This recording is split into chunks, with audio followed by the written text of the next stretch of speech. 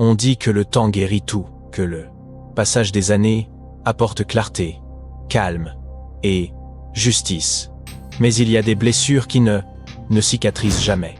Des histoires qui, même si tentent d'être enterrées dans les archives poussiéreuses des tribunaux, ressurgissent comme un fantôme. Et l'une de ces histoires a un nom, à peine un enfant, à peine une vie qui n'a pas eu le temps de s'épanouir. George Junius Steiny, Jr. Ce n'est pas seulement une histoire, c'est un rappel, un miroir sombre où la justice se confond avec la vengeance et où la peur, le racisme et la haine peuvent sceller un destin en quelques jours. Nous étions en 1944, aux États-Unis.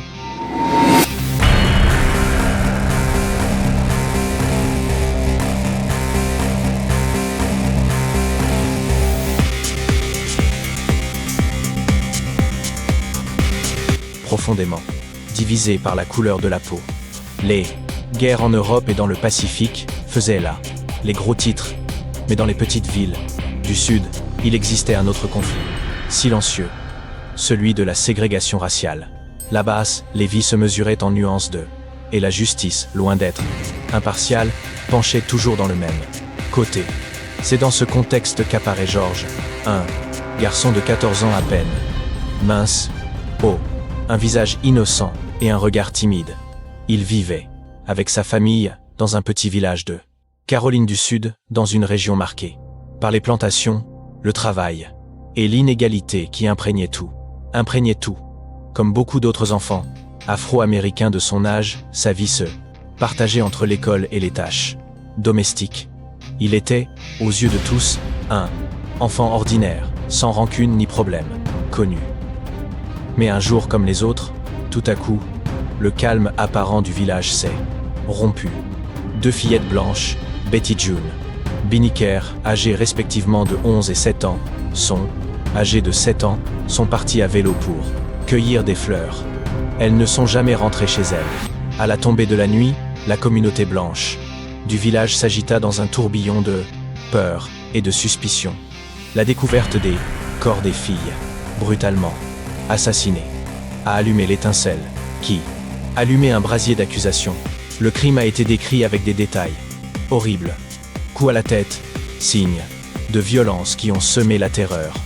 Et, au milieu de cette horreur, les regards se sont rapidement tournés vers un coupable. Un détail apparemment insignifiant est devenu le pivot de la tragédie.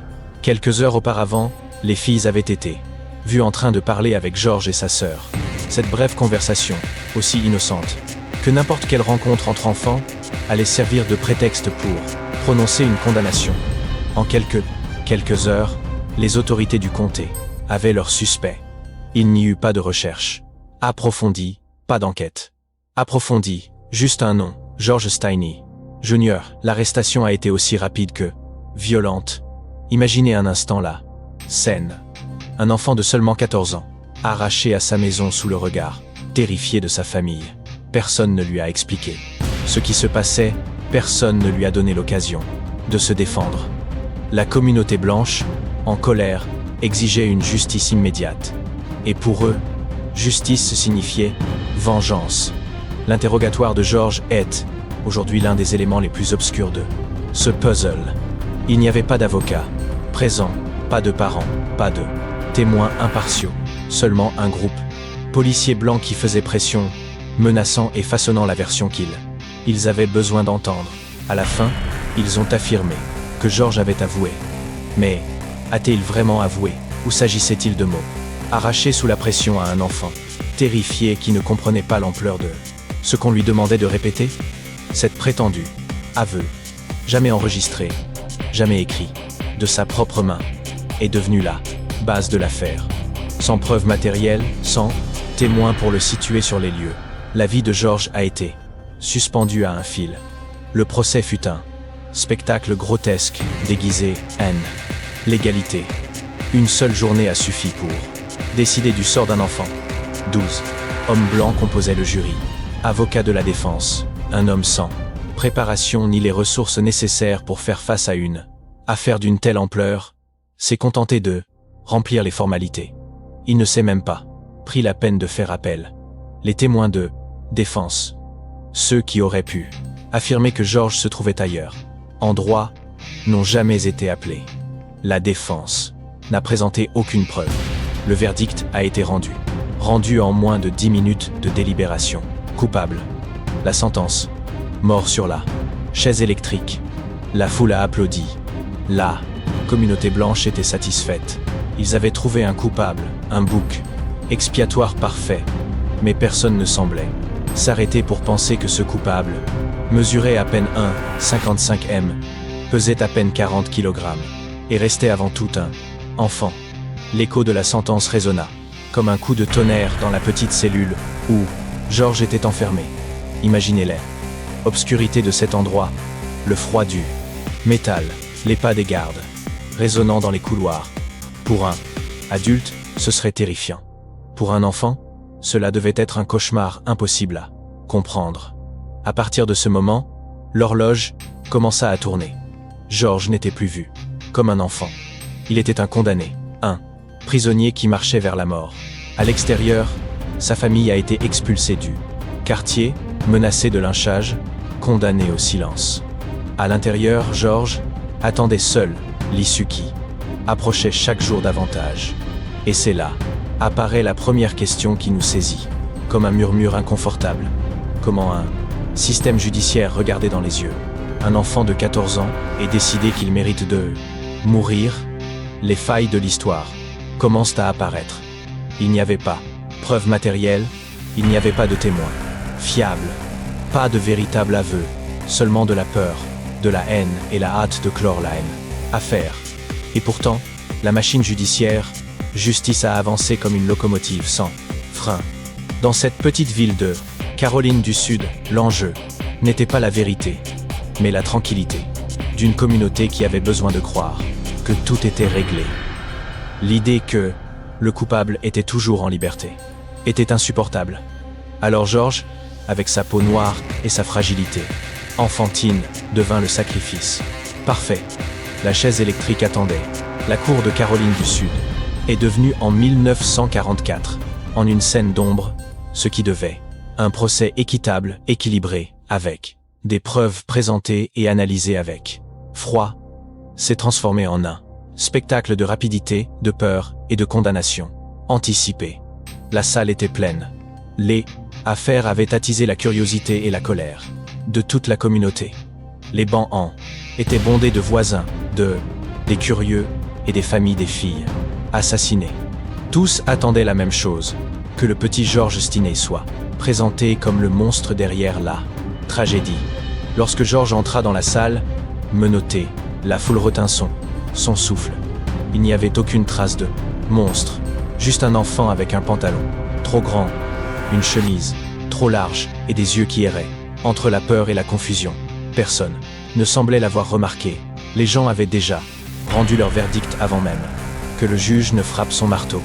Le procès n'a duré que quelques heures. Le procureur, d'une voix ferme et des gestes théâtraux, s'adressa au jury composé uniquement d'hommes blancs. Il a évoqué la brutalité du crime, de la nécessité de donner un exemple, de punir immédiatement pour protéger la communauté. L'aveu arraché à George lors d'un interrogatoire sans témoin a été présenté comme preuve principale. Mais voici le détail qui glace le sang. On n'a jamais montré de documents signés par George. Aucun enregistrement n'a jamais été diffusé. N'a jamais entendu de sa bouche l'aveu lors du procès. C'était la parole des policiers, contre le silence de l'enfant. L'avocat, défenseur, désigné par l'État, ressemblait davantage à un spectateur qu'à un combattant dans l'arène judiciaire. Il a à peine posa de questions. Il ne présenta aucun témoin. Pouvait confirmer l'alibi de George, qui au moment du crime, était avec sa sœur. Il n'a pas remis en cause l'absence de preuves. Il n'a pas demandé de délai pour préparer un dossier solide. Car certains diront que, par peur, d'autres par indifférence. Le fait est que George est entré au tribunal déjà condamné et son avocat n'a rien pour changer cela. Les témoins, qui auraient pu faire pencher la balance, ont été réduits au silence. Personne n'a écouté. Les voisins qui affirmaient avoir vu George loin de la scène du crime. Personne n'a voulu prendre au sérieux les incohérences dans les horaires, dans les Version, dans les détails, le procès était une machine conçue pour un seul résultat. Lorsque ce fut le tour du jury, la tension dans la salle était dense, presque palpable. Les 12 hommes blancs se sont retirés pour délibérer. Combien de leur il fallu pour décider de la vie ou de la mort d'un enfant? À peine 10 minutes. Le verdict, coupable de meurtre. La sentence, mort sur la chaise électrique. Le juge, implacable, a rendu son verdict comme s'il lisait une formalité de plus dans sa journée. Personne dans la salle ne remit en question le fait que cet enfant de 14 ans, au corps frêle et aux mains tremblantes, serait le plus jeune du XXe siècle à être condamné à mort aux États-Unis. À l'annoncer du verdict, un murmure de satisfaction a parcouru la salle. Certains ont applaudi, d'autres ont souri de soulagement. Mais au milieu de cette joie froide, il y avait une figure qui semblait se briser. La mère de George. Elle n'a pas été autorisée à s'approcher, elle n'a pas été autorisée à l'embrasser. Elle a seulement pu le voir ramener entre les gardes, traînant les pieds, le regard, perdu dans un horizon qui ne promettait d'avenir. Cette nuit-là, le petit village de Caroline du Sud s'endormit paisiblement. Ou, du moins c'est ce qu'ils ont voulu croire. Ils pensaient que la justice avait rendu son verdict, mais la réalité, la justice avait été étouffée. La vie de George s'est transformée en un sablier. Chaque grain qui tombait le rapprochait de la mort. Il a été transféré à la prison d'État, un bâtiment sombre où les condamnés attendent leur destin. C'est là commença son passage vers le couloir de la mort. Imaginez la scène. De longs couloirs, odeur de fer rouillé, silence, interrompu par les pas secs des gardes. Et au milieu de ce décor, un enfant de 14 ans, le plus jeune parmi, homme endurci par la vie, par les crimes et par l'attente. Les gardes ne savaient pas comment le traiter. Certains le regardaient avec compassion, d'autres avec indifférence. C'était un cas inhabituel. Jamais un enfant n'avait été envoyé là-bas avec une condamnation aussi grave. Mais les ordres étaient clairs. Il devait attendre son exécution comme n'importe quel autre prisonnier. Les nuits de George, dans cette cellule, ont dû lui paraître interminables. La solitude, l'obscurité, les bruits lointains de la prison. Quelle pensée occupait l'âme? Esprit d'un enfant condamné? Comprenait-il? Comprenait-il qu'en quelques semaines, il serait assis dans une chaise électrique, conçue pour des hommes adultes? Son famille, dévastée, elle a tenté de remuer ciel et la terre, mais dans un système empoisonné. Par le racisme et la peur collective, chaque porte se fermait avant même de s'ouvrir. Les appels n'ont jamais abouti. La machine de l'exécution avançait sans pause. Pendant ce temps, les journaux alimentaient le récit de l'enfant assassin. Le sensationnalisme se vendait mieux que la vérité. Et aux yeux de la opinion publique, George était déjà coupable, sans droit à aucun doute. L'intrigue se épaississait. Comment un enfant de 40 kg pouvait-il avoir commis un crime aussi brutal? Contre deux fillettes? Comment avait-il réussi à manipuler les corps, les vélos, et tout dissimuler? Tout cela sans laisser de traces? Personne ne pouvait expliquer. Personne ne voulait l'expliquer. Les jours passés en cellule se transformaient en semaines. Chaque aube apportait avec elle la même question. Est-ce que ce sera aujourd'hui? Chaque bruit de clé dans le couloir, chaque pas du gardien pouvait être le prélude. L'exécution. La peur devait être insupportable. Et ici apparaît une autre faille, que l'histoire n'a jamais pu combler. La précipitation. Moins de 3 mois après. Crime. George était déjà condamné, attendait son exécution. Un processus qui, pour d'autres, avait pris des années, lui a été appliqué comme une punition immédiate. Pourquoi une telle rapidité? La réponse semble évidente, parce qu'il ne voulait pas risquer que quelqu'un découvre la vérité. Le couloir de la mort est devenu le dernière demeure de George Stainey. Là, entre les murs froids et les échos des pas, les enfants attendaient son destin, pris au piège dans les rouages d'un système qui ne le considérait comme un enfant, ni même comme une personne, mais seulement comme un numéro, comme un nom marqué pour mourir. Dans les couloirs silencieux de la prison de Caroline du Sud, un enfant attendait son destin. À peine âgé de 14 ans, à peine un corps fragile qui semblait perdu dans ce monde de barreaux, de clés et d'uniformes gris. Son nom, George Junius Steiner Jr. Son crime n'a pas été prouvé. Sa punition, la mort sur la chaise électrique. Les cellules du couloir n'étaient pas faites pour enfants. Elles étaient conçues pour des hommes, endurcis par les années, pour des corps grands, pour des voix qui avaient appris à résister à l'enfermement. Mais George, avec sa petite taille et ses mains osseuses, ressemblait à une ombre dans cette cellule étroite. Les gardiens le regardaient, avec un mélange de perplexité et de résignation. Certains le traitaient comme un prisonnier de plus exécutant les ordres sans. D'autres, selon des récits, ne pouvaient s'empêcher de ressentir un pointe de compassion. Il y avait quelque chose d'étrange, de presque surnaturel, à voir un enfant assis sur le sol froid d'une cellule où la plupart attendaient des décennies avant d'être exécutés. Les jours passaient lentement. L'aube apportait avec lui la lumière qui pénétrait à peine par les interstices et avec lui le bruit métallique des clés tournant dans les serrures. Chaque matin était un rappel que le compte à rebours continuait. Chaque nuit, un silence pesant enveloppait la prison comme un linceul.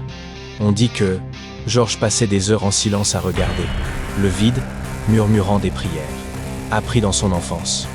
D'autres témoignages le décrivent en train de dessiner de petits dessins sur le sol avec un morceau de charbon, essayant de s'échapper par de la réalité qui le consumait. Les visites de sa famille étaient rares, voire inexistantes. La peur et l'hostilité de la communauté blanche avaient chassé les Steiner du quartier. Ils n'ont guère eu l'occasion de l'embrasser, de lui dire qu'il n'était pas seul.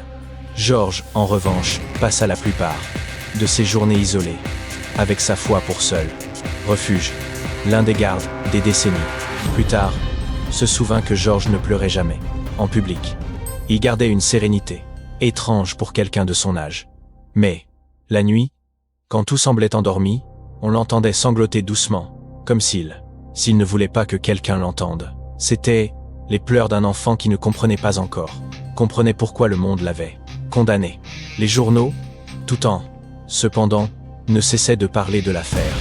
La presse locale dépeignait comme un monstre, un meurtrier précoce. Les gros titres parlaient de brutalité, de méchanceté précoce, de la nécessité de donner exemple. Mais ceux qui le voyaient à l'intérieur, les murs de la prison savaient autre.